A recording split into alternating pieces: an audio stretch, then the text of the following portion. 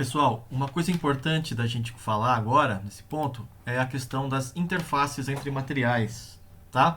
Vamos pegar aqui um exemplo de dois materiais, né? Um material azul, um material verde, cada um com a sua espessura, sua condutividade térmica, né? E esse sistema de compósito, né, basicamente, está aqui sofrendo uma diferença de temperaturas entre as extremidades aqui de cima, T1, e a extremidade aqui de baixo, temperatura T2. Supondo que T1 é maior do que T2, você tem o fluxo aqui de cima para baixo, que é duas linhas, o fluxo de calor, né? E se estabelece um perfil linear, né, em cada material, porque é estado estacionário que a gente está pensando, tá?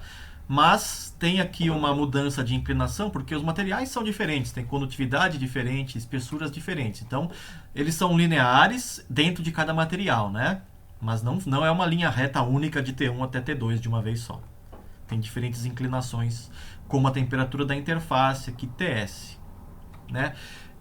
A gente pode, inclusive, né, criar um circuito térmico equivalente, né, com duas resistências térmicas, R1 é o L1 sobre K1, né? Porque é condução, o R2 é o L2 sobre K2. A resistência total aqui equivalente é a soma das duas, R1 mais R2. E o fluxo de calor, eu posso pegar material por material. Então, no material 1 é o T1 menos TS sobre o R1. No material 2 é o TS menos T2 sobre R2. Ou usando a resistência térmica equivalente, né, é o T1 menos T2 sobre a soma das duas resistências, a resistência equivalente, R1 mais R2. Tá bom? Essa é a situação em que eu tenho contato perfeito entre os dois materiais. Né? Não tem nenhuma barreira à passagem do calor pela interface. Contato perfeito. Obviamente que na prática, na realidade, não existe isso, porque superfícies são rugosas, né? Não existe contato perfeito. E, portanto, essa figura aqui está exagerada, tudo bem, né? Mas, portanto, existe na interface os três mecanismos de transferência de calor acontecendo simultaneamente, ou seja, em paralelo. Veja, eu tenho aqui de um lado a temperatura T1, né? Mantida constante, vamos supor, porque é regime permanente. E daí eu tenho uma resistência do material 1, o R1 aqui, que eu sei que é o L1 sobre K1. Daí eu chego na interface. A interface deste lado está numa temperatura, vamos dizer, TS1. E aí eu tenho que atravessar a interface. O calor precisa atravessar a interface, porque existe uma certa resistência. Não é contato perfeito, não é uma coisa infinitesimal. Tem lá a sua espessura, né? Porque a superfície dos dois materiais é rugosa, não existe contato em todos os lugares. Né? Então eu tenho uma resistência da interface em si. E essa resistência é formada pelas três modalidades de transferência de calor, por condução, por exemplo, onde existe contato, né, pode haver transferência por condução. Então aqui tem contato, né, ó, nesse outro ponto tem contato, então pode haver uma passagem de calor por condução em algum lugar. Outros lugares, né, onde não tem o contato, pode haver transferência por convecção. Vamos supor que existe gás ali, ar entre os materiais, então consegue passar o calor por convecção, ou até mesmo por radiação, né, uma superfície irradiando o calor para outra. Né? E tudo isso acontece ao mesmo tempo. Né? Portanto, eu tenho três resistências em paralelo. Né? Que eu posso achar, inclusive, a resistência equivalente dessas três em paralelo e chamar isso de resistência da interface. Né? Então veja que, diferentemente da condição de contato perfeito, onde eu tenho uma única temperatura aqui na interface, aqui eu tenho duas temperaturas diferentes, né, que se estabelece de um lado e de outro. Um TS1 do lado do material azul, TS2 do lado do material verde. Tá? Reparem que o fluxo de calor, né, que vem aqui do material 1, vem lá de cima e vem descendo, esse fluxo, quando chega na interface, se divide em três ramos. Né?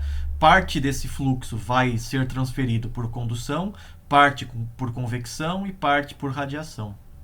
Até que se unem aqui, né? Vamos dizer, quando chega no outro material, no material verde, né? E daí passa para o material 2.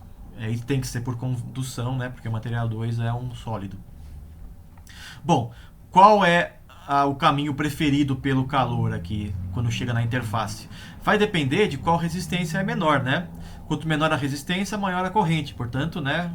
O material com menor resistência vai ter a maior contribuição, com a menor resistência, vai ter a maior contribuição para o fluxo. Então vamos supor que aqui tem mais convecção, a resistência da convecção é pequena, tem muita convecção, resistência pequena. O H equivalente, o H efetivo, é alto para convecção. Então a maior parte do calor vai ser transferido por convecção. Né? Mas eu não sei qual é. Eu não sei se é por condução, por convecção e radiação. Depende do material, dos dois materiais que estão ali em contato, depende do grau de polimento das superfícies, depende se eu tenho vácuo ou não, né? Eu tenho ar rarefeito ou não entre as superfícies. Se eu tenho bastante pontos de contato ou se eu tenho poucos pontos de contato, tudo é muito relativo aí, então eu não sei dizer. E por isso mesmo, nesse curso, a gente vai sempre pensar em contato perfeito entre as superfícies, tá? Nenhum problema vai ser com contato real, né? Um contato que eu tenho resistência da interface. Mas se tiver, não é difícil de usar, né? Você pode estimar uma resistência da interface em algum valor ali, usando os conceitos que a gente viu antes de coeficiente efetivo de transferência de calor. Acha lá qual é o coeficiente efetivo da interface, estima, né, de alguma maneira, tá? E trabalha como se fosse uma outra resistência, como qualquer outra, né? Eu tenho aqui uma resistência de condução, outra aqui do outro lado de condução, e aqui eu tenho uma resistência de interface, percebe? Então, na hora de criar o circuito, eu simplesmente boto uma única resistência aqui, que eu sei que deveria ser equivalente a 3 resistências em paralelo, né? Mas você joga lá direto uma resistência equivalente, uma única resistência que dá conta dos 3 mecanismos de uma vez só, uma coisa efetiva ou equivalente. Tá bom? Mas, né, a mensagem fica aqui como essa. Em todos os problemas que a gente vai tratar nesse curso, a resistência da interface é sempre desprezível, né? Ou seja, a interface tem um contato praticamente perfeito. Eu não preciso me preocupar com a resistência que a interface impõe à transferência de calor. Pensa que ela é muito pequena, ela é praticamente zero. Então, o contato perfeito, o calor passa pela interface sem perder tempo, né? Sem interferir no transporte de calor. Tá bom, gente? Era isso então para esse vídeo. Até a próxima, daqui a pouco, quando eu for resolver alguns exercícios, tá? Valeu, gente. Até mais.